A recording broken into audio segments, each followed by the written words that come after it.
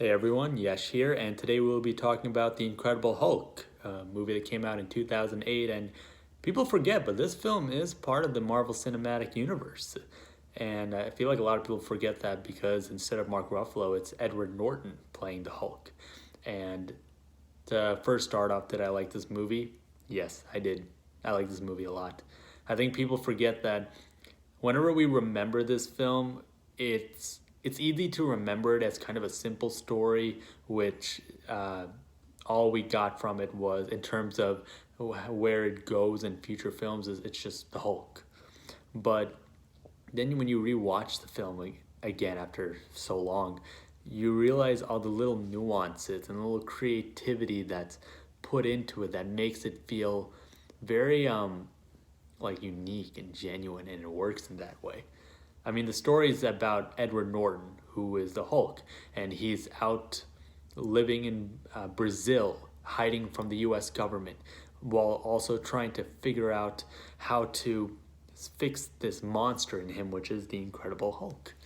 And the story is basically this journey of him almost nearly getting caught by the government and then trying to basically running away from the government while also trying to find a way to cure it.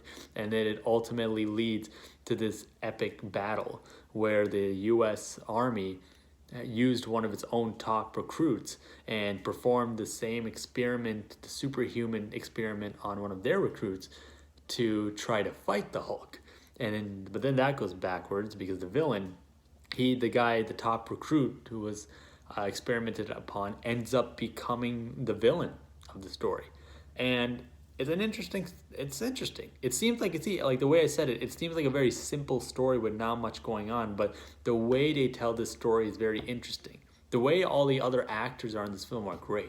Edward Norton is great as the Hulk. You really believe him as this character who's just lost and broken and helpless and desperate and just will do anything to find a way to get rid of this thing inside of him that's just eating away at his ability to have a normal life.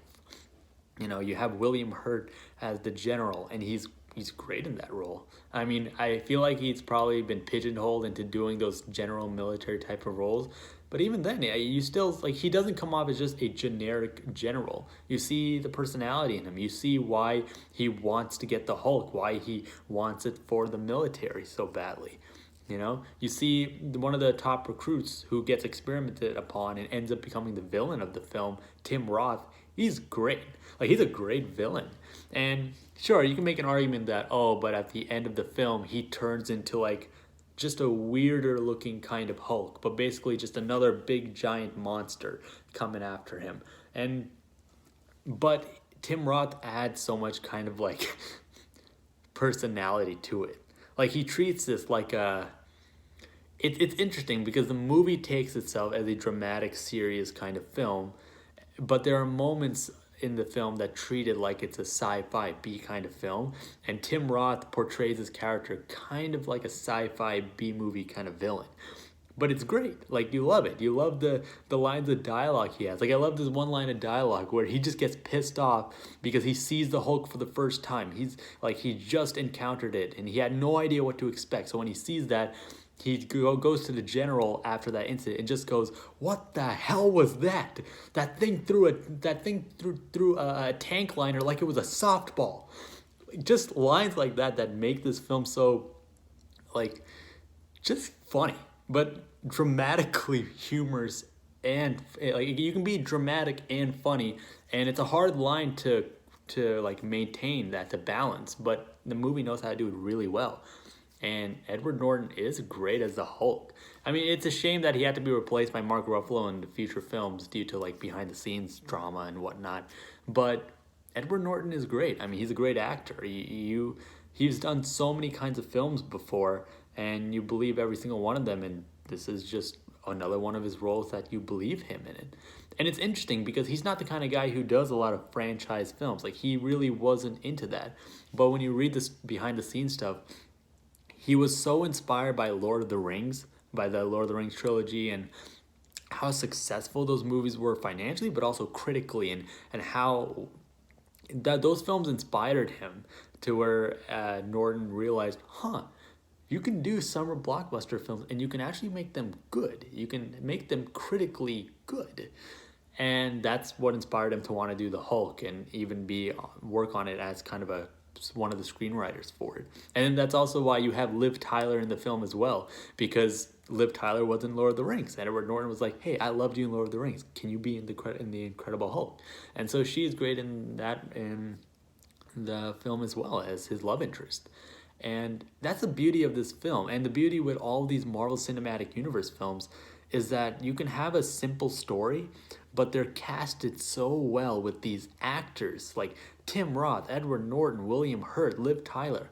Like these actors aren't really known for doing like big budget franchise summer blockbuster kind of films, but they kill it in these roles. Like they're really good because they know how to bring some personality to them and do something a little different that separates from being the generic army general or being the generic villain.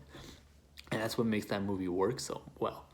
And just little things too, like the scenes when especially the final fight at the end, when you have Hulk versus the Abomination, and it's this pure comic book come to life like fight, which is just like, it's like you imagine when you're a kid and you're playing with these two monster toys and they're just like battling each other out, and now you're watching that on screen and you're seeing it come to life. It's like, imagine watching Godzilla for the first time and you've only like read Godzilla in a book, you've only played Godzilla toys, but now you're seeing it for the first time on the big screen. And that's what this movie does. It really embraces the simplicity of the Hulk and how his main power is that he's giant and he can punch really hard. Like that's his main shtick. Like there's not. It's interesting to fall into this trap of thinking you can't do anything creative with a character whose superpowers are limited like that, but they know how to make these fight scenes very creative and interesting, and you see them fight in Harlem and you have the Apollo Theater just on the side and everything, and it just that mesh of that realistic gritty New York City and this huge monster fight happening there, and it's great. I mean, it just goes back to, you even think about Tim Roth and how he just has fun playing this like villain who is very like I want more power. And then you see how that desire for more power consumes him and he becomes greedy. And because he wants more of the serum, the army gave him the serum and now he wants the Hulk serum. And just combining both serums is what led him to become the Abomination, which is the villain in the movie. And it's great. It works. It truly embraces. It knows how to be dramatic and serious while at the same time embrace the sci-fi B-movie comic book style. And that's a hard thing to do. I think it's incredibly underrated when a film is able to do that naturally. A lot of films try to balance that out and they fail miserably, but The Incredible Hulk did that perfectly. It's really incredible. I think the only cons I can think of for this film, because honestly, this is another reason why I like this movie is that it doesn't feel like a chapter movie. You could totally watch this film on its own. Even if you have no interest in seeing any of the other MCU films, even if you have no interest in seeing any of the other films whatsoever, you could totally enjoy this film on its own merit. It deserves that kind of watch. You can watch it whenever you want to. You don't have to watch anything leading up to it. And you feel like you get a full movie. You feel like you get a full film where it doesn't feel like, okay, it ended and it was a good end, but it only feels good because there's future films. It's like, no, it is self-contained enough to be its own thing.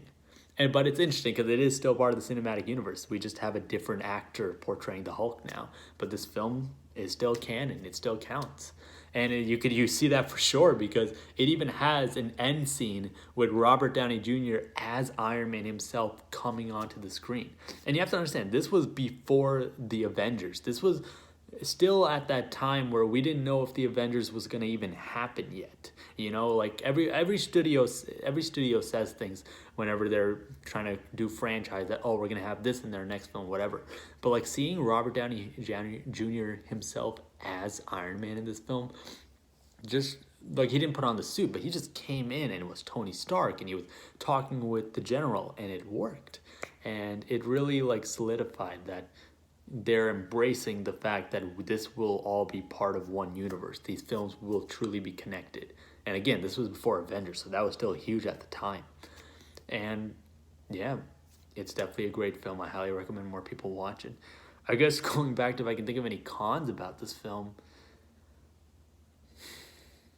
honestly, I can't really think of anything. I mean, I guess it might have pacing problems, sure. Like, if you're the kind of guy who wants to see an action film, you're gonna have to respect that this film has like three action scenes, one in the beginning, one in the middle, one in the end, and that's it. Like, he hulks out three times in the entire movie.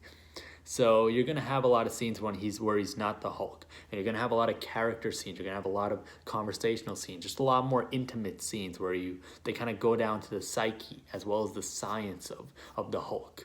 And but when he does Hulk out, it's like the best thing ever, because you had to wait to see him Hulk out. It's like payoff after waiting patiently, and it works great in that way. Some of the cinematography in this film is beautiful as well.